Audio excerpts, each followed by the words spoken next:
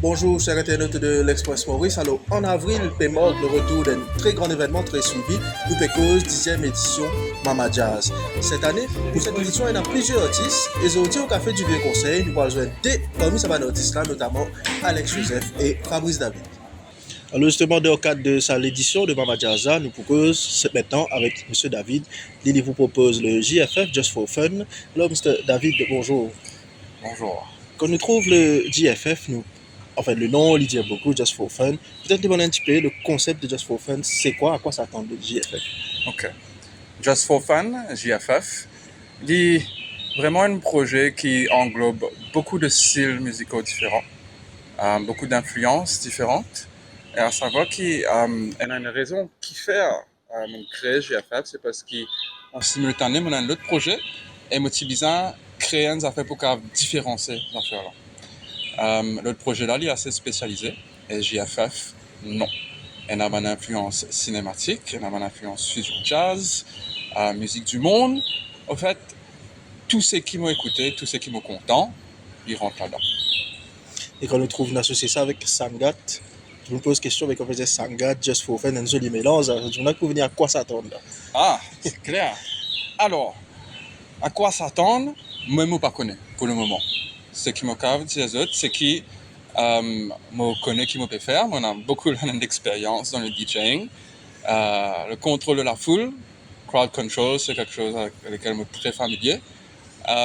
Et au fait, sanngat, qui pour tous les samedis, pour Mama Jaz, est vraiment un challenge musical pour moi, qui m'a accepté avec grande joie, au fait. Parce que en tant qu'artiste, c'est toujours important que nous, en dehors de nos zones de confort, pour découvrir nous-mêmes, pour aller plus loin. Et donc c'est ça pour moi en fait, ce sera ça, principalement l'expérience de sanngat, ce sera un partage musical, de pouvoir montrer d'autres facettes de moi-même et de contribuer, très important, rôle d'un DJ, c'est de contribuer au vibe de la soirée et d'améliorer les choses. Voilà. Peut-être une petite question sur tes débuts, toi, avec la musique, quand ça a démarré, qui pousse toi pour avec ça les mondes là? Ouh. Alors comme aux petits enfants, parce que c'est vraiment ça. Désolé.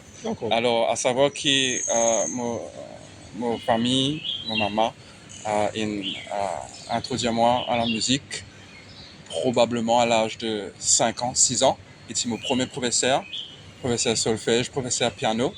Il choisit mon l'instrument, donc monsieur violon, et il choisit l'instrument-là avec il met moi au conservatoire François Mitterrand. Par la suite, on fait piano, Frédéric Chopin. Et ensuite, en simultané, en tant qu'adolescent, je peux toucher un peu à tout. Je suis dans un groupe de rock, je suis dans un groupe de hip-hop, je peux créer la musique pour ce groupe-là. Et aussi, je gagne le privilège et la grande chance d'aller étudier à l'étranger, quand on a un degré en industrie de musique. Et encore une fois, pendant toute cette année-là, je développe ma carrière de DJ, de compositeur, de producteur pour vraiment dance floor music. Et JFF maintenant est né juste un peu plus d'un an de cela et c'est le début de la suite. Et peut-être la question, comment ça connaissance, je me dis comment je me fais connaissance où est Mama Jaz? Comment ça festival là, comment festival là fait connu, comment j'étais besoin pour mettre ça en place? Alors, avant tout, je attendu, donc Mama Jaz, c'est là depuis 5 ans, en différentes capacités, différentes fréquences, dépendant des éditions, dépendant de quoi on était dans ma vie. Et depuis la première fois on pensait 2 ou 3 ans de cela maintenant, quand on tient un grand concert, on a une vision qu'à un moment donné de ma vie, en tant que musicien, mon envie retourne sur scène et mon envie participe vraiment grandement à ce festival-là. Et moi aussi, c'est reconnaissant en fait qui l'organisation de Mama Jaz au fil des années, je toujours considère moi en fait, je crois dans mon potentiel, je donne-moi l'opportunité, donne-moi la chance. Et voilà, on est arrivé à Mama Jaz, un monde meilleur 2025, quand on a une résidence. C'est la première fois pour moi en tant que DJ qui m'a une résidence au fait, et je suis extrêmement fier que ce soit pour Mama Jaz. Peut-être un petit message à un fan qui peut get sa vidéo là, qui dit ouais, il va le faire l'été ou pas. Alors, Mama Jaz, Mama là, ça fait là pour en avril, il commençait le 4 avril, tous les week-ends au Café du Vieux Conseil, vendredi, samedi, dimanche, avec d'autres dates, bien entendu. Et donc, moi, je viens découvrir, viens partager, viens causer, viens écouter, parce qu'il me garantit que quand je vous rentre la case enrichie. Nous jouons en avril. Merci beaucoup, Mr. Now we have Mr. Alex Joseph, one of the artists of Mama Jaz. Mr. Alex, hello. Nice to meet you again. Nice to meet you again. You are going to propose the Jam Alex for the event Mama Jaz. Can you tell us a bit more about what is Jam Alex? Yes, so Jam Alex is okay. I was in the '90s. I was a hip hop scratch DJ. I'm obviously a sound designer and films as well, and I compose from time to time. But what drew me to all of it was hip hop in the '90s. I was a big hip hop fan. I liked to scratch or blend music together. And back in the '90s, we used to do these parties in London, and we'd have. Sometimes you might do it on the street corner, sometimes you might do it in a house. But there was a freedom to indulge and enjoy the music. It was never about how you looked. It was about getting down and enjoying the vibe. So the whole thing about the block party is we want to bring this back, if that makes sense, where we acknowledge modern music's great and it does what it does, but we're missing this in the sense there's at these old house parties that we did, people would just get up and perform. If they like the vibe, they like the music, they get up, they might rap, they might play an instrument, or they might join me on the record turntables and have a bit of a scratch up. So with Block Party, the idea is inclusion.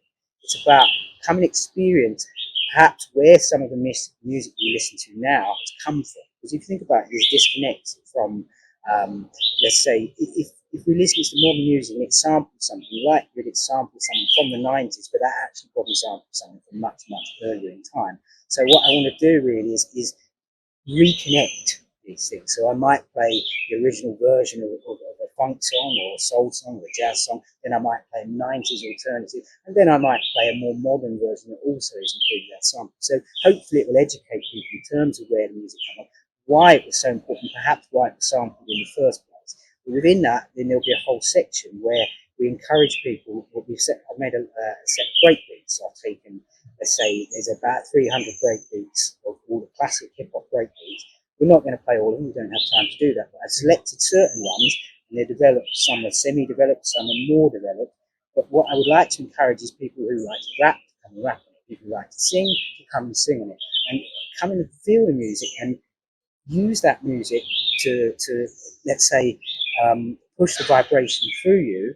And once you have that vibration, say as you please, do as you please, but do it with the music, enjoy it. And this could be different musicians, or it could be different rappers or different singers, if that makes sense.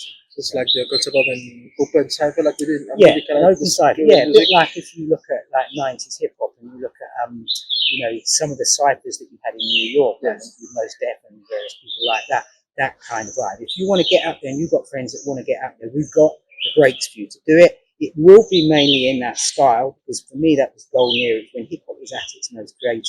But the whole point was, for me, hip hop was not just about hip hop. I used to know many rappers in the UK, and what I've always found really interesting was you'd assume that they were influenced was hip hop. It wasn't. Their influence was jazz, it was reggae, it was soul, it was funk. It was all different music, but hip hop was their way of showing their love for these music. If that makes sense. maybe about the situation of rap music in Mauritius. Do you think we can, since you have the experience, can we create like an original kind of rap music with local instruments? Oh, for sure. Like you, this is a country where music runs through the veins of the country. When I first came here, I'm from England. I lived in New York. I've been in many places around the world. I never visited a country that had so much music in its blood. If that makes sense, it's everywhere here. So there's a music. I think part of the issue is, in order to get the rest of the world to pay more attention, is to fuse it with music styles that they're more, let's say, they're more open to listening to. And I think with Mauritius, because it is a fusion of an island in the first place, there's a huge scope of what you can do. Certainly I've got there's some rappers that come into the studio, young guys, and they're singing in French or in Creole. What's happening these days is they go online and they find their breaks or their beat maker. Free beat? Yeah, which is kind of interesting, because like someone approached me a while back and said, yeah, can you be my beat maker? And I was like, well, what does that mean? I'm not familiar with this term. And then I get it. Oh, you basically like a DJ Premier type thing. You want me to make a break for you. All right, I get it. It's just a different name now. But what happens now is online, you can get your freebie, you can then do that. There's nothing wrong with that. But actually, we can make all of that here if we want to. We just have to have the right equipment and the right love to do it, if that makes sense. And for you, Mr. Alex, how was the meeting with Mama Jaz, with Gavin? How was the meeting and how is this collaboration going to? Amazing, because Gavin's very supportive. Mama Jaz is very supportive of music itself. I think the part of the issue, and it's not a Mauritius issue, it's a world music issue, where music's become something where it's about a performance, it's about a package. And in doing so, it's lost the connection with what music is about. So Mama Jaz is very, very important because it keeps that connection, it reminds you of that connection. The fact that, you know, if you look at all the various nightclubs out here, and there's nothing wrong with what they're doing, everything is a set type of music. This music, this music, this music. And what we're doing here is saying, yeah, we'll play some of that, but we're going to play lots, lot more. And we're going to give things a chance that wouldn't get a chance elsewhere.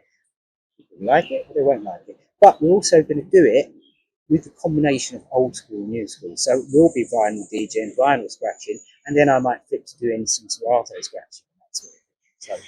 So it's combining the best of the old with the best of the new. A message to the fans watching the video who will be coming for the Jam Alex. A message to the fans. Come show up, come enjoy, come indulge yourself.